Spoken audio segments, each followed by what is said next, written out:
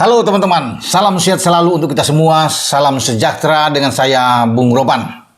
Menjelang berlangsungnya Piala AFF U23 yang akan berlangsung di Thailand pada 17 sampai pada 26 Agustus yang akan datang. Calon lawan kita tim Malaysia, atau tim U23 Malaysia. Itu sangat optimis, bertekad untuk bisa mengalahkan tim asuhan Sintayong. Ya, kebetulan kita berada di grup B, karena di grup B ini kan selain dengan Malaysia juga ada Timur Leste. Dan yang serunya, pertandingan pembukaan itu sudah langsung bertemu dengan Harimau Malaya ini. Malaysia pada tanggal 18 Agustus, ya sekitar jam 20.00 waktu Indonesia bagian Barat, kita akan bertarung melawan Malaysia dan ini menjadi penentuan. Karena siapapun yang menang, peluang untuk lolos sudah terbuka dan bisa menjadi juara grup B. Ya, tanpa menganggap enteng atau terlalu pagi untuk dikatakan Timur Leste bisa kita kalahkan kalau kita menang melawan Malaysia. Sebaliknya begitu. Kalau Malaysia ini bisa menang melawan kita, Malaysia pasti lolos. Malaysia bisa mengalahkan Timur Leste. Jadi penentuannya itu ada di pertandingan pertama. Laga yang pasti menarik. Karena pelatih tim U23 Malaysia yang menggantikan Brad Maloney, pelatih atas Australia yang dipecat Federasi Sepak Bola Malaysia ya pada tahun lalu, sekarang dilatih oleh Elangowan Elavarazan. Ini pelatih berusia 58 tahun yang diangkat sejak 1 September 2022. Ini mencanangkan optimis harus bisa mengalahkan Indonesia dan memang itu wajar, pantas karena mereka memikirkan bahwa Indonesia lah tim paling berat. Kalau mereka sudah bisa melewati Indonesia ya aman untuk ke depan. Karena dari 3 grup ini masing-masing juara grup, ya Thailand difavoritkan juara grup A. Sementara Vietnam difavoritkan juara grup C. Ya, tergantung Indonesia dan Malaysia. Siapapun yang menjadi juara grup lolos. Nanti satunya dari grup A sampai grup C itu akan dilihat. Ya, kemudian siapa yang punya peringkat bagus, yang terbaik ya di antara semua itu ya akan lolos. Runner up tentunya untuk bisa melengkapi 4 tim yang ke semifinal. Karena semifinal itu akan dimainkan pada tanggal 24 Agustus. Finalnya pada tanggal 26 Agustus. Nah, kembali ke Malaysia ini. Ya, bagaimana tekad mereka, walaupun mungkin mereka tanpa pemain andalan mereka yaitu Lukman Hakim Syamsuddin yang bermain di Islandia bersama dengan klub ini Norwich di Islandia. Sebenarnya dia dipinjamkan ke Norwich. Klub sesungguh dia ada di Belgia, Kortrijk ya. Dan kemudian dipinjamkan. Ya, dari 7 pertandingan si Lukman Hakim ini sudah membuat 1 gol. Namun kabar terakhir dia tidak bisa memperkuat Malaysia.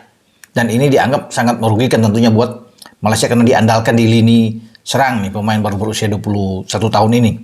Tapi Malaysia mengatakan tidak akan bergantung. Pelatih Elavarazan ya mengatakan ya mereka punya skuad terbaik. Mereka sudah memilih mungkin dari 26 pemain mereka akan pilih sampai ada 23 pemain yang mereka mungkin bisa bawa di Piala AFF U23 ini.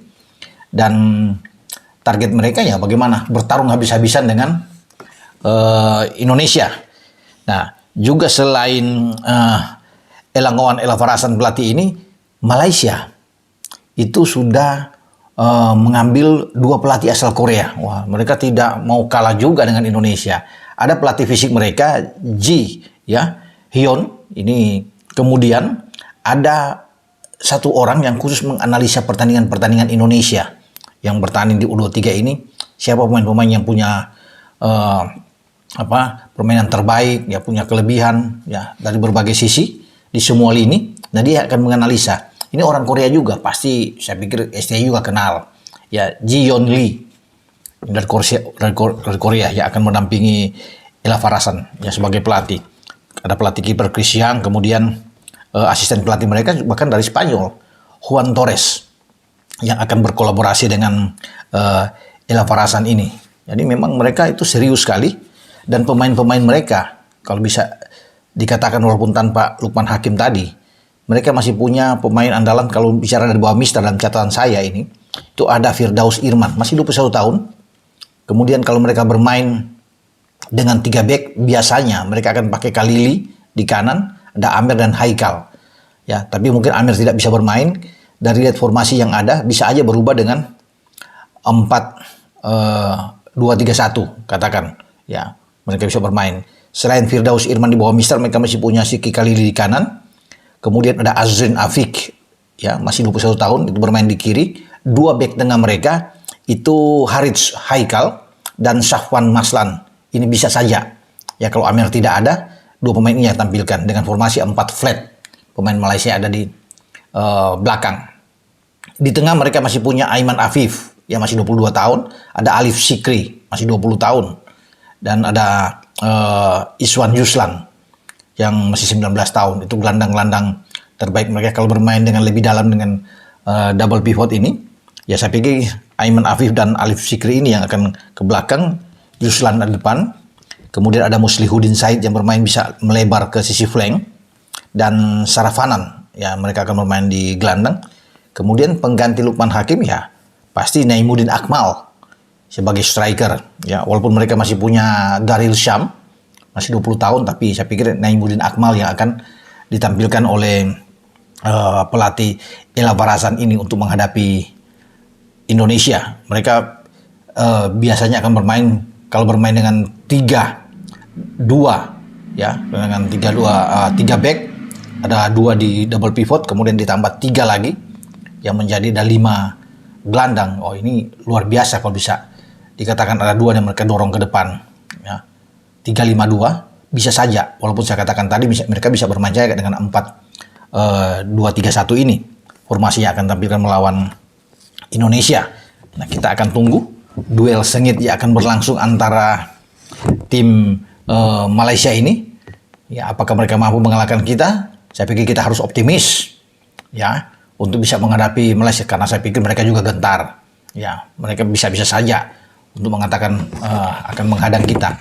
Tapi STY juga tidak ingin malu ya, walaupun ini hanya menjadi target sasar antara, karena kan yang paling penting itu di kualifikasi Piala Asia di mana kita akan bertarung pada dari tanggal 6 sampai tanggal 12 September yang akan datang, di mana kita sebagai tuan rumah ya Pemain Solo. Tapi ini juga tidak bisa kita lewatkan, karena kalau kita bisa menjadi juara grup, kita ke semifinal, memungkinkan kita ke final dan bisa menjadi juara, dan ini akan menjadi trofi pertama bagi STY tentunya di level U23 untuk Piala AFF ini. Jadi memang kita tidak boleh gentar ya, apapun kita lawan mereka ya. Juga kita optimis bahwa kita bisa melakukan hasil positif di Piala AFF. Siapapun pemainnya akan dibawa oleh STY, tentunya STY yang lebih tahu ya mana yang dia akan tentukan di starting 11 dia, atau siapa-siapa yang akan dia bawa, mungkin 22-23 pemain, sambil dia berpikir juga bagaimana untuk bisa mengambil beberapa pemain untuk tampil di Piala Asia kualifikasi U23 juga. Tapi dia harus bisa melewati dulu sebelum ke sana Piala AFF ini untuk menghadapi Malaysia yang bertekad untuk bisa meredam Indonesia di laga pertama yang akan berlangsung di Stadion Rayong Province Stadium ini pada tanggal 18 Agustus yang akan datang. Kita nantikan bersama. Dengan saya, Bung Ropan. Ciao.